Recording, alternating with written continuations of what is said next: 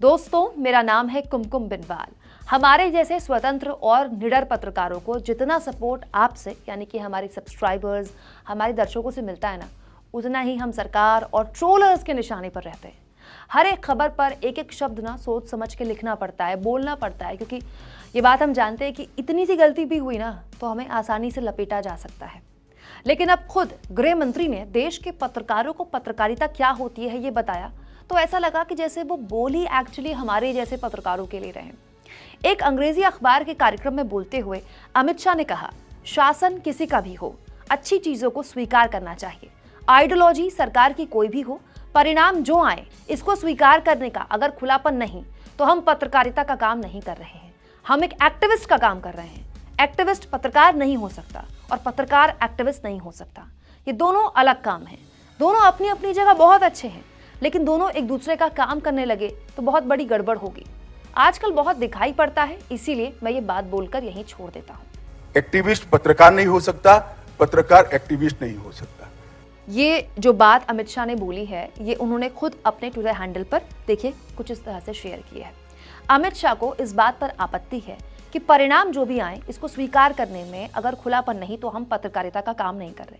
तो ऐसा कौन यूट्यूबर या कोई स्वतंत्र पत्रकार है जिसने परिणाम स्वीकार न किए हों? हम होते कौन है परिणाम ना स्वीकार करने के लिए? भाई, जनादेश जिसके भी खिलाफ हो, जिसके भी साथ आए, हम उसका एनालिसिस कर सकते हैं, लेकिन हम उसको स्वीकार ना करने वाले हैं कौन? हम भी तो संविधान के दायरे में आते एक जिम्मेदार नागरिक हैं। लेकिन अगर चुनाव कोई पार्टी जीत रही है, लगातार जीत रही है, बार बार जीत रही है, इस बिना पर उसकी आलोचना ही ना की जाए, ये लॉजिक नहीं है, ये लॉजिक सही नहीं है। क्यों? क्योंकि सरकार का क्रिटिकल एनालिसिस करना, कोई भी सरकार हो वो, ये पत्रकारिता का आधार है। ये बेसिक चीज है जो हमें करनी है।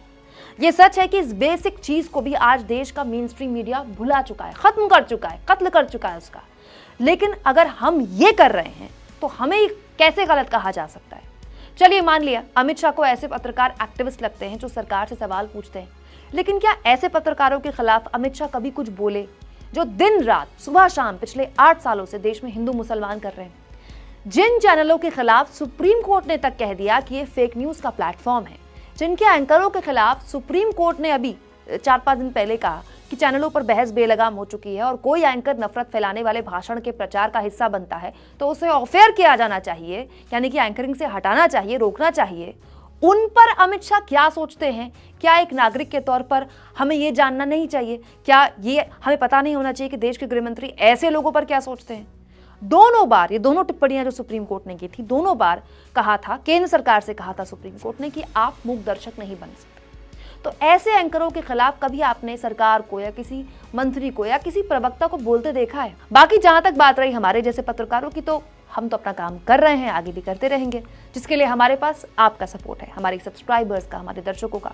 तो जितना हो सके हमारी इस निर्भीक पत्रकारिता को, हमारी इस बुलंद आवाज़ को और ऊंचाई दीजिए। चैनल को ज्वाइन भी कीजिए और सब्सक्राइब भी, क्योंकि यही एक जरिया है दोस्तों जिसके जरिए हमारी रीच बढ़ सकती है।